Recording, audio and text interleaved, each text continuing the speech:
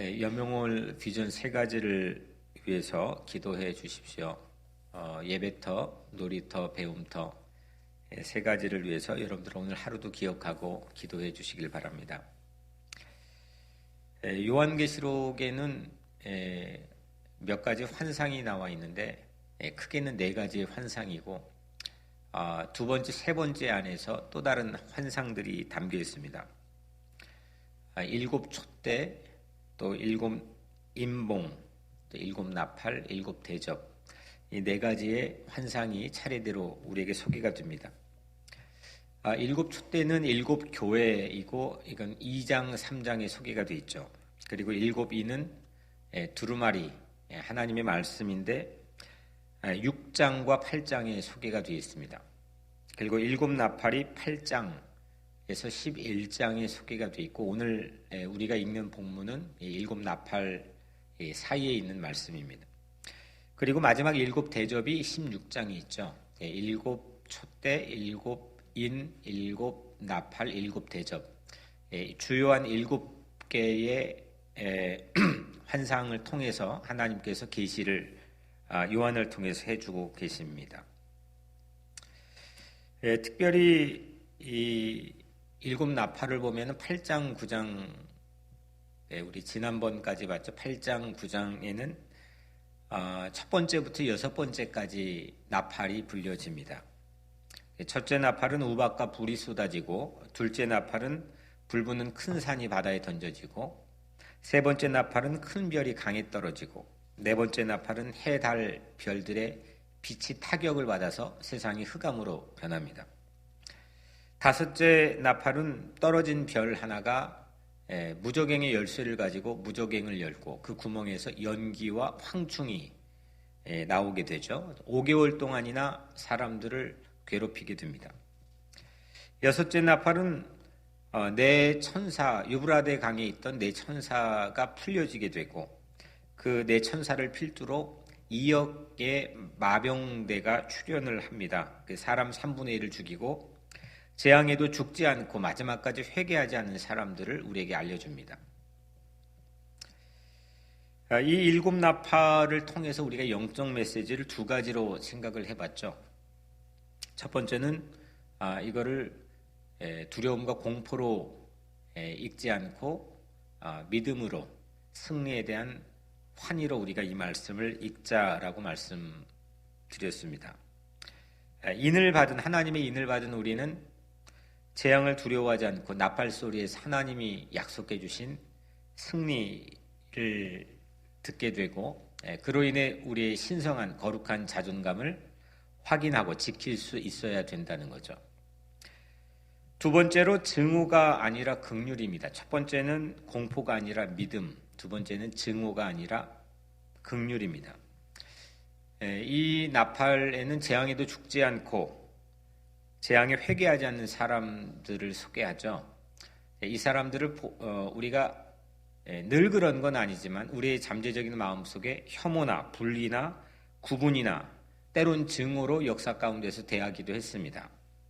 그래서 우리는 그들을 십자가의 긍휼로 주님의 마음으로 대하는 것이 전도와 선교, 우리의 사명의 시작이 될 수 있다는 말씀을 함께 나누었습니다.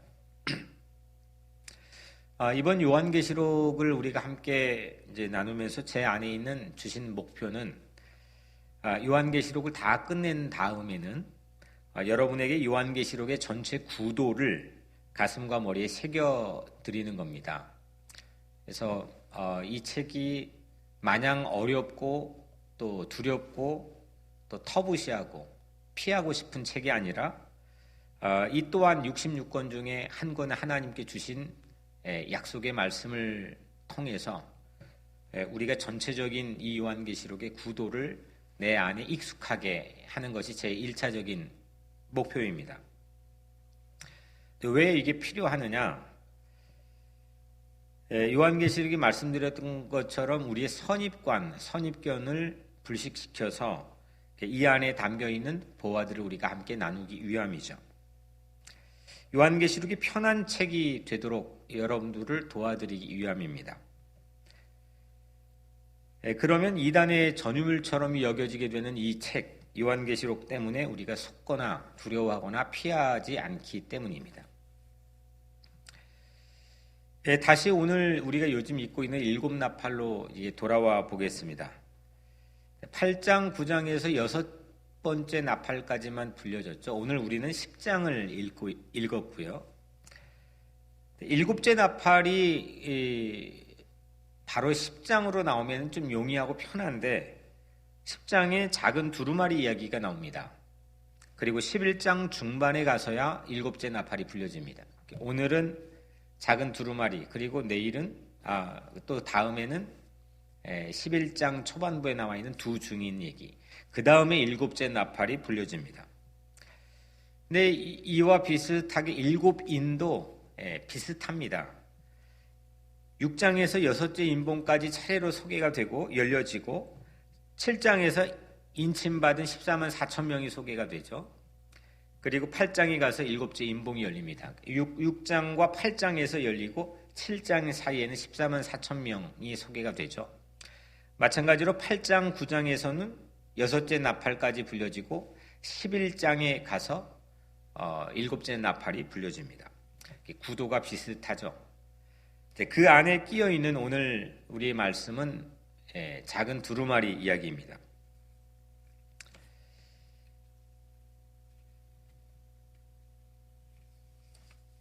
그래서 오늘 이 작은 두루마리 이야기를 둘러싸고 여섯째 나팔과 일곱째 나팔이 있는데, 그리고 인봉 얘기도 비슷하게 6장과 8장에 있고 7장에는 14만 4천 명이 소개가 되죠. 그러면 좀 전체적인 구도가 익숙하게 우리에게 올 수가 있습니다. 5장에는 두루마리와 어린 양이 소개가 되고 4장에는 가장 근원적인 이 이야기가 펼쳐진 하늘 보좌가 소개가 되어 있죠. 2장, 3장은 소아시아 7교회가 소개가 되고 있고 1장은 계시입니다.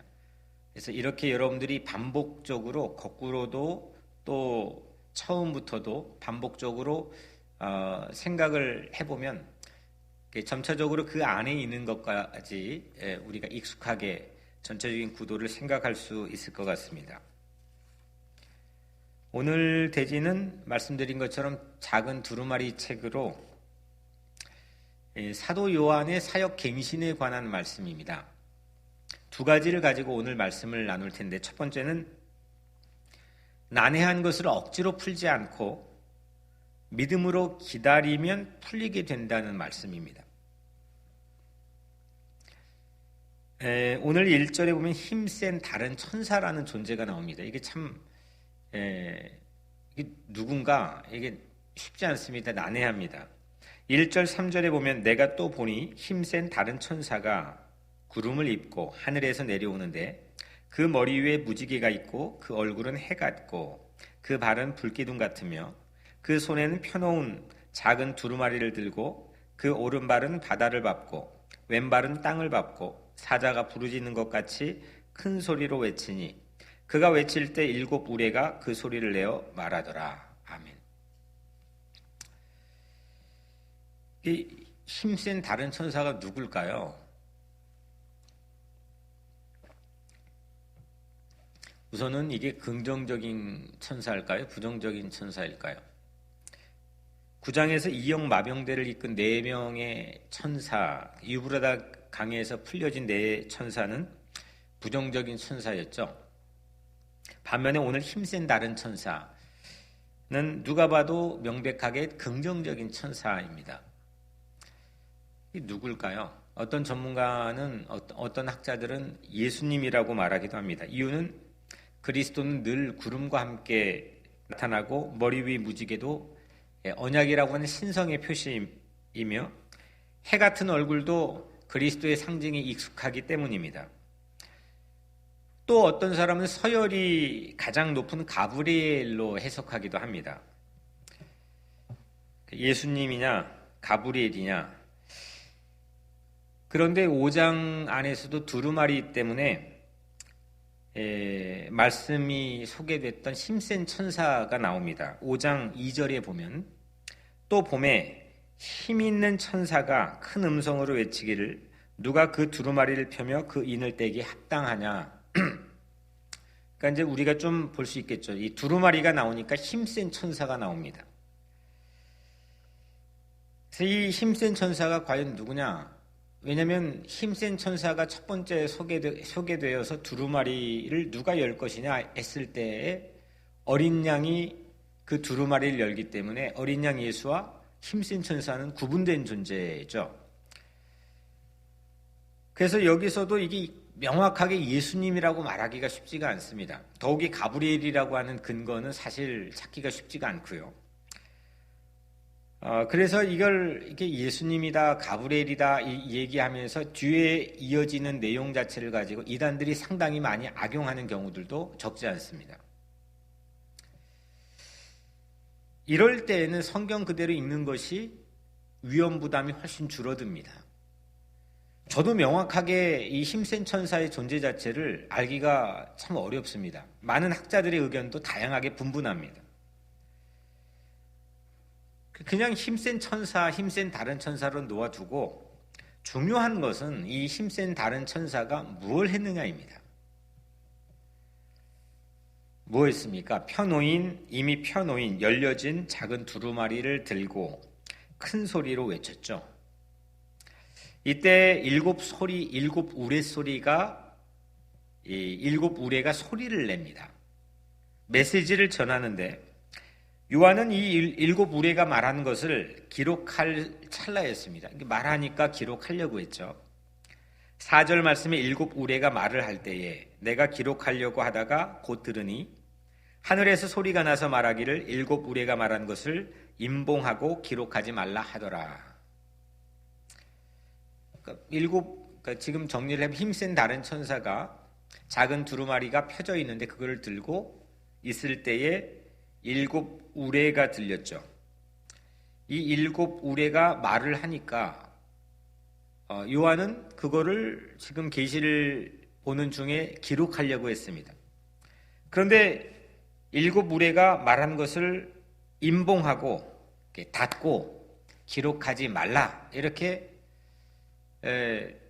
당부를 합니다.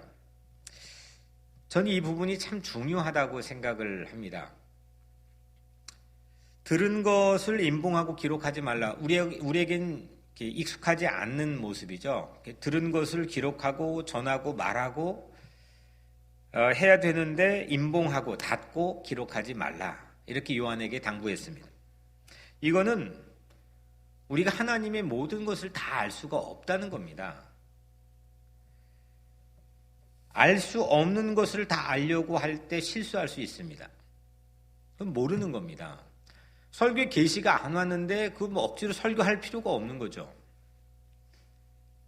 그러니까 아는 부분까지 접근하면 됩니다. 이단이라고 하는 거는 맛없는 사과가 이단이 아니죠.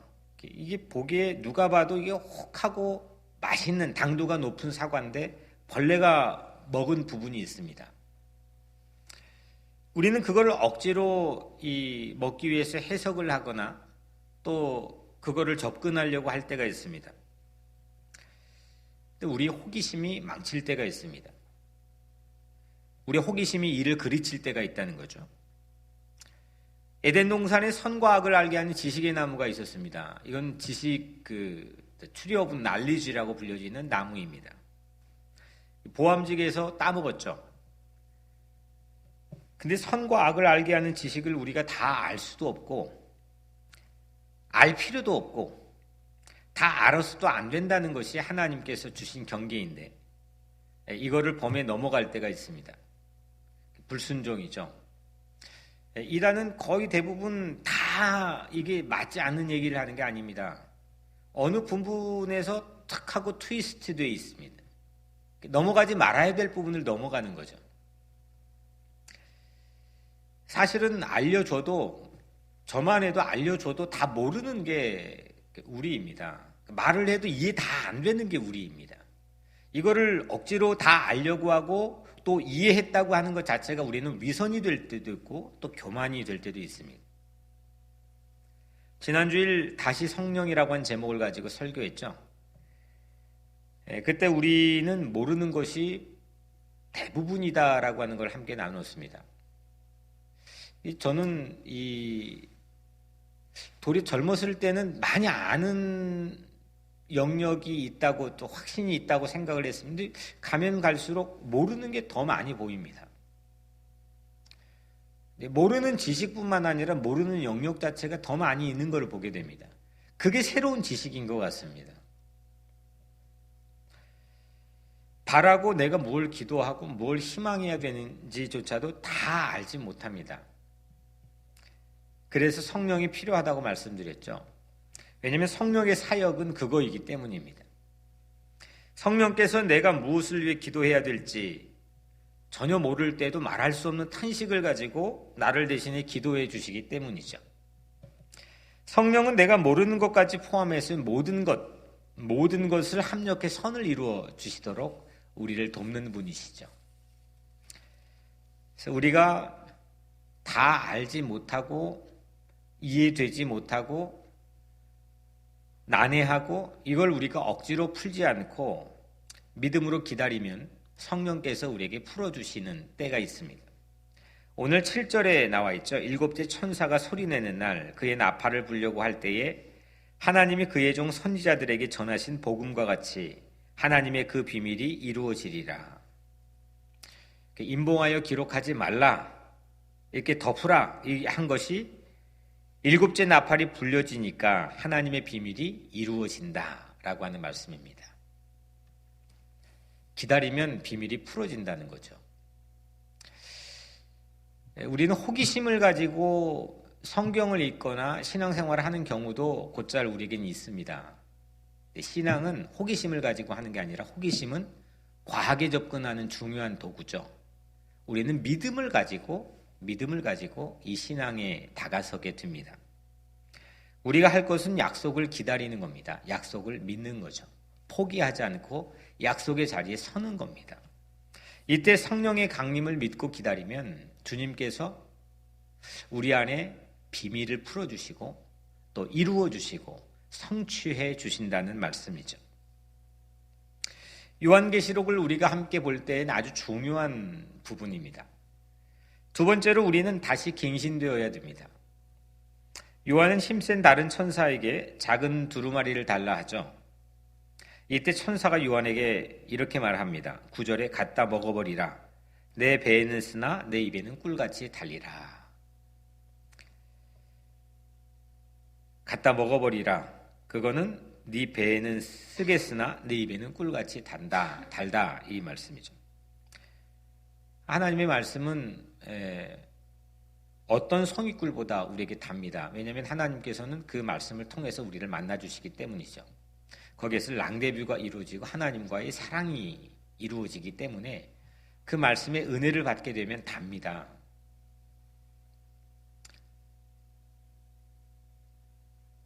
그런데 이 단 말씀이 배에 들어가면 말씀 안에 담긴 심판으로 쓰다라고 표현하는 거죠. 이 말씀 안에는 달지만 그 안에는 쓴 게 있다는 건데 그거는 하나님께서 악을 심판하는 하나님의 약속이 담겨 있기 때문이죠. 예언자 에스겔도 이와 동일한 체험을 합니다. 에스겔 2장 9절에 3장 3절 말씀을 제가 읽어드리면 내가 보니 한 손이 나를 향하여 펴지고 보라 그 안에 두루마리 책이 있더라.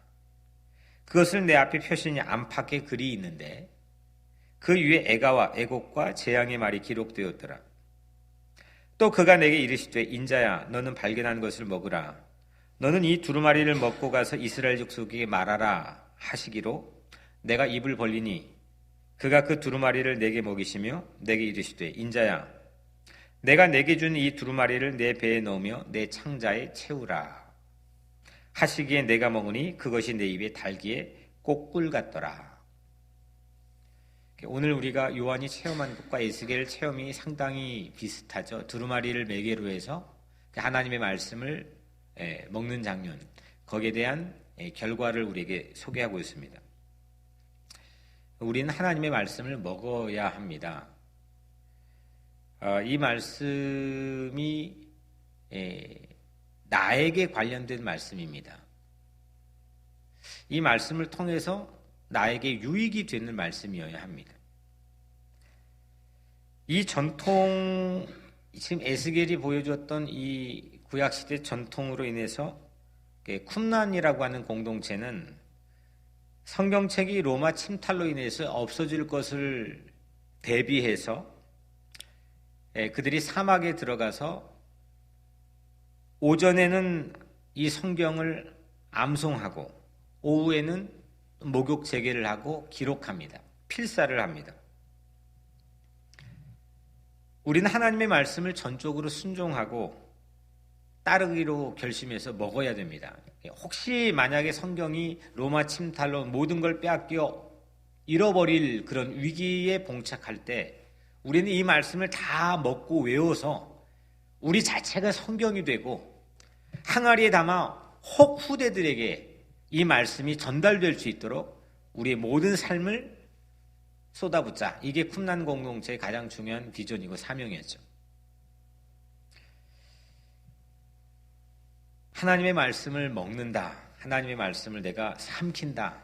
하나님의 말씀을 통째로 내가 취한다. 상당히 우리에게는 중요한 도전이 되는 말씀입니다. 들어갈 때는 달지만 배에서는 심판으로 인해 쓸 수 있다. 악한 권력을 심판하실 하나님의 말씀은 소화할 때 쓰기도 한다는 거죠. 그 말씀대로 붙잡고 살기 어려울 때도 있습니다. 말씀대로 내가 바뀌고 내가 변화되고 세상이 바뀌어지면 그 맛이 쓸 때가 있죠. 저도 이 말씀을 준비하면 저에게 쓸 때가 있습니다. 근데 이제 은혜를 받으면 요즘 목사님 설교가 변화됐습니다 하는데 저 10년 동안 똑같은 패턴을 가지고 설교하고 있습니다. 물론 설교자도 변화되고 다 해야 되지만 내가 변화되고 내가 은혜 받고 이 말씀을 내가 삼키고 내가 먹는 게 중요하죠. 똑같은 패턴, 똑같은 방향을 가지고 10년 동안 이 말씀을 구속사적인 메시지를 통해서 여러분들에게 전하려고 노력했습니다. 이 말씀을 설교자나 아니면 설교를 듣는 사람이나 이걸 내가 먹는 게 중요하죠.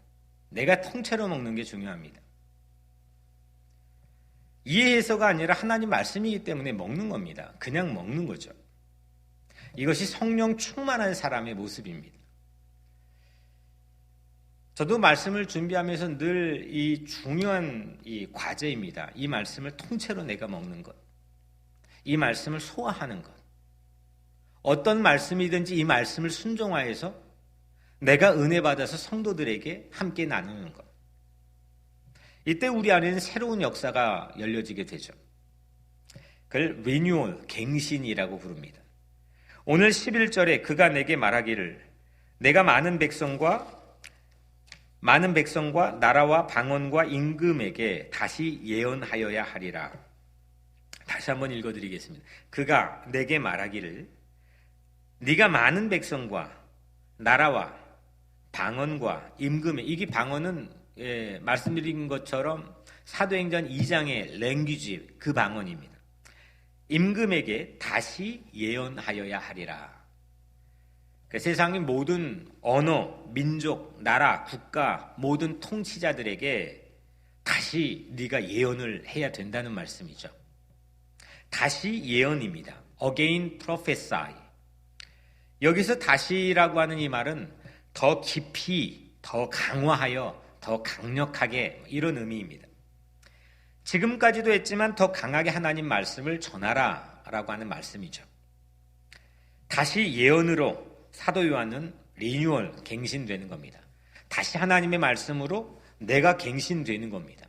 말씀을 전하는 자가, 또 말씀을 하나님께 듣는 자가 지금 한 사람 안에서 이루어지고 있는데 그것이 바로 다시 리뉴얼 되고 있다는 거죠. 실제로 오늘 10장을 읽고 있는데 7째 나팔까지 다 불려지고 12장부터 22장까지, 그러니까 1장부터 11장까지가 전반전이라고 한다면 12장부터 22장까지가 후반전입니다. 이게 계시록의 이제 속편 2편이 이제 펼쳐지는데 갱신된 요한은 다시 계시를 받아가지고 더 힘있게 전하게 되는 거죠. 딱 필요한 적절한 시점, 그때에 하나님께서는 요한을 새롭게 해주셨습니다. 그리고 다시 예언으로 그를 리뉴얼 시켜주셨습니다. 더 강화하고 더 강력하게 하나님의 말씀을 전할 수 있도록 그를 증인으로 세워주신 거죠. 성령 충만은 주일날 우리가 함께 본 것처럼 권능이고 소통이고 증인이라고 말씀드렸습니다. 사도행전 1장 8절 오직 성령이 너희에게 임하시면 예루살렘과 온 유대와 사마리아와 땅끝까지 이르러 내 증인이 되리라. 이 구도 자체, 예수님께서 제자들에게 주셨던 이 마지막 지상 대사명에 대한 구도 자체가 오늘 우리가 살아가는데 꼭 필요한 세 가지의 메시지라는 거죠. 권능이고 소통이고 그리고 증인이 되는 겁니다. 알지 못하는 걸 억지로 풀려고 하기보다도 믿음으로 기다리면 하나님께서 우리를 성령 충만하게 우리를 채워주시고 그 권능을 가지고 다시 예언의 갱신으로 우리를 증인되게 해주신다는 말씀입니다. 오늘 우리에게 주신 이 말씀, 이 작은 두루마리 책을 들고 요한에게 다가온 이 사도 요한을 사역을 갱신하게 하기 위한 하나님의 이 귀한 깊은 뜻을 우리 마음속에 잘 받아들여 이 말씀을 붙들고 기도해서 오늘 우리 각자의 삶에도 다시 갱신될 수 있는, 다시 후반전을 시작할 수 있는 그런 여러분들의 삶이 되기를 주님의 이름으로 간절히 축복합니다. 오늘 주신 말씀을 붙들고 같이 기도하시는데 이 요한계시록을 통해서 우리 내 개인 안에 말씀이 열리게 도와주시고 은혜가 열리게 도와주시고 내가 변화되게 도와주시고 또 우리 공동체가 새롭게 해주시고 또 코로나 바이러스가 속히 종식되게 도와주시고 그리고 이 땅에 인종차별과 혐오가 없어지고 하나님의 귀한 평화, 샬롬이 이 땅 위에 펼쳐지게 해달라고 기도해 주시고 또 여명을 건축을 위해서 또 우리 성도들의 또 일용할 양식을 위해서 또 우리 노아방주 사역을 위해서 이 시간 제가 먼저 기도하고 우리 같이 여러분들 각자 기도하겠습니다.